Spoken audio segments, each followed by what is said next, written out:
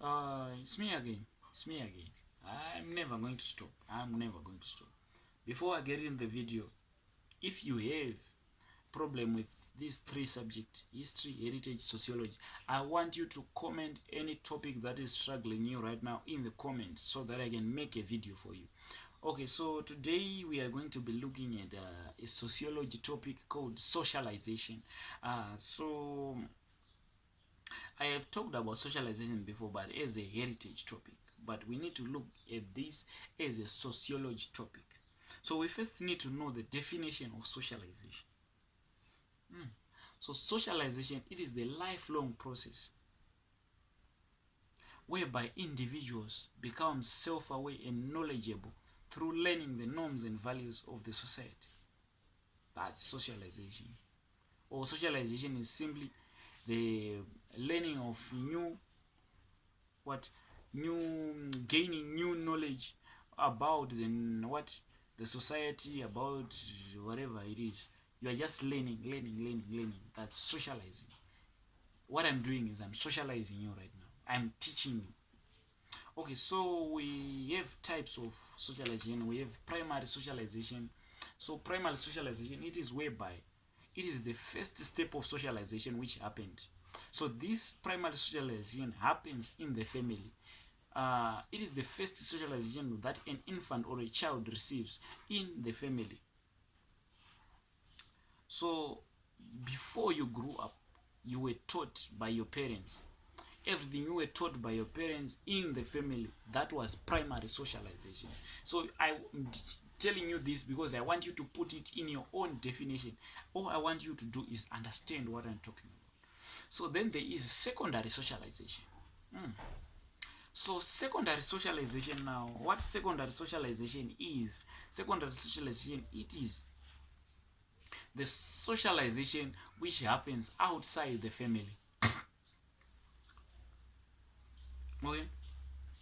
So it is whereby an individual is now taught norms and values and other social skills outside the family.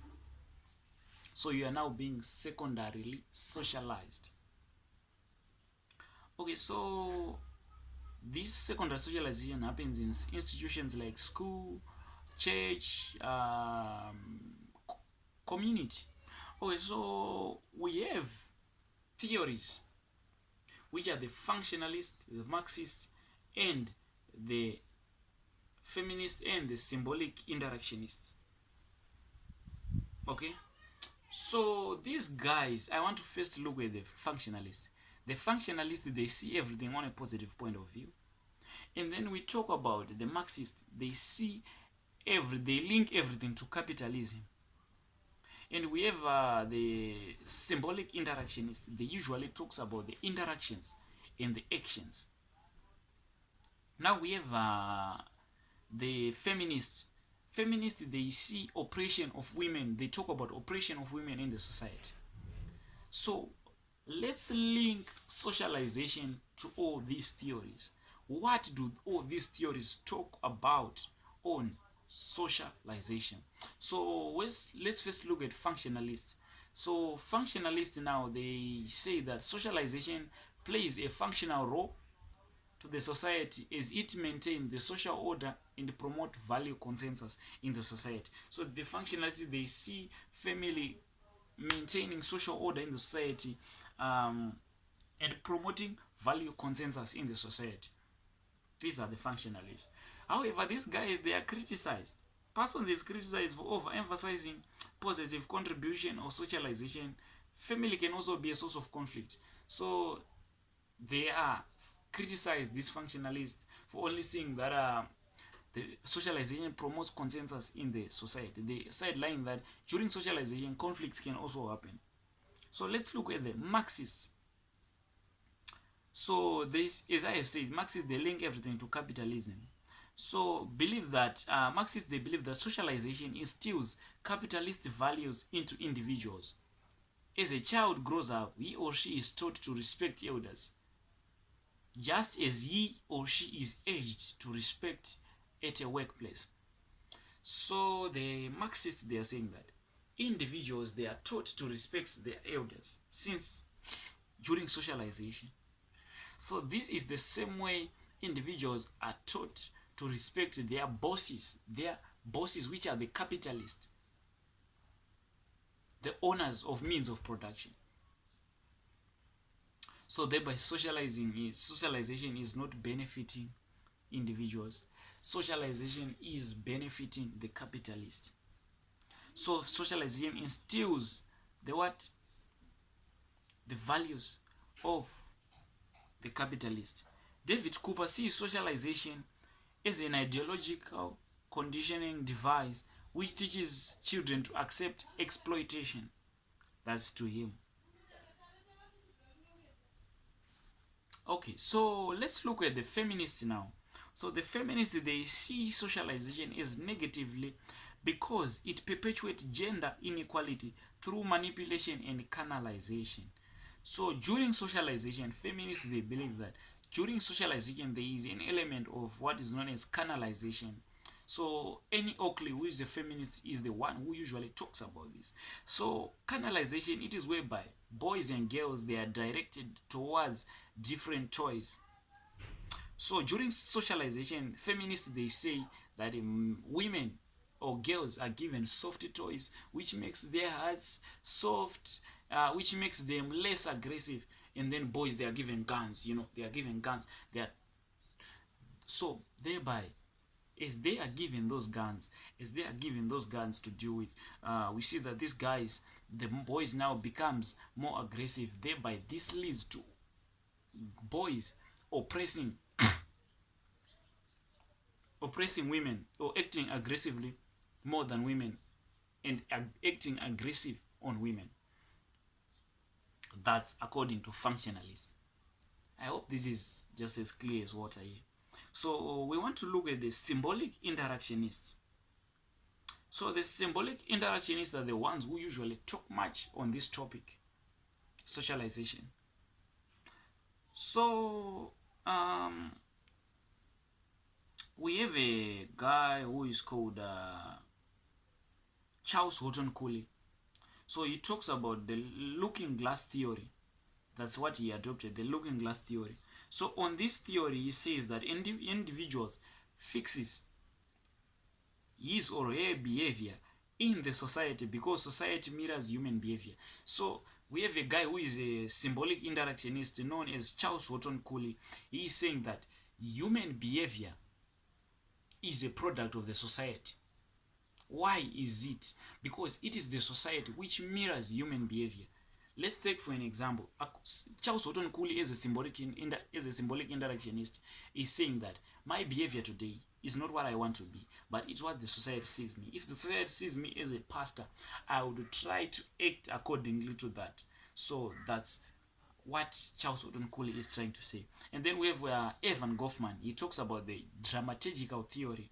So he says that Evan Goffman says that people, he says that argues that human behavior does not remain fixed but is changed and shaped when interacting.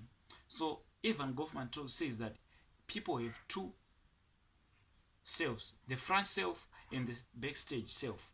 So what can I say on this? So Evan Goffman is a symbolic interactionist. The question will come saying, give us the theories of the symbolic interactionist on family. So Evan Goffman is saying that in the society, people portrays the front stage self and the backstage self. So the front stage self, it is that behavior which you want people to see, but it's not your actual behavior. And then the backstage self, it is the behavior that is actually your behavior. Let's say my actual behavior is I love eating a lot of food. But then in the that's my backstage self. That's my actual behavior. Then I have the front stage self now. That when I go in front of the ladies, I have to look like a gentleman. I have to be strong. So that behavior which I am pretending to be is my front stage self. So I need you to go and look and read on the dramaturgical theory. So we also have the me and I concept, which was adopted by a guy called I think it was George Herbert Mead. So according to Mead, he adopted this me and I concept. He talks about the preparatory. He talks about three stages that an individual undergoes. So he talks about a preparatory stage. A child imitates behavior of adults. So symbolic interactionist now.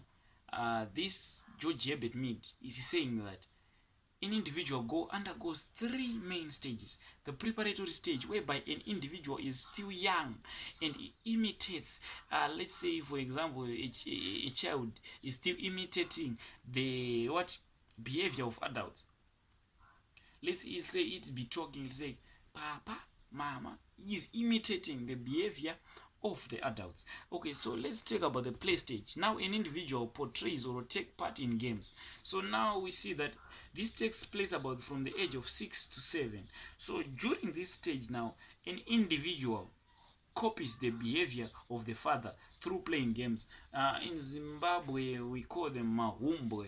That's whereby children start playing, copying the adults' role, portraying as if they are going to work, playing as if the one is cooking. So that's this play stage. And we also have the game stage.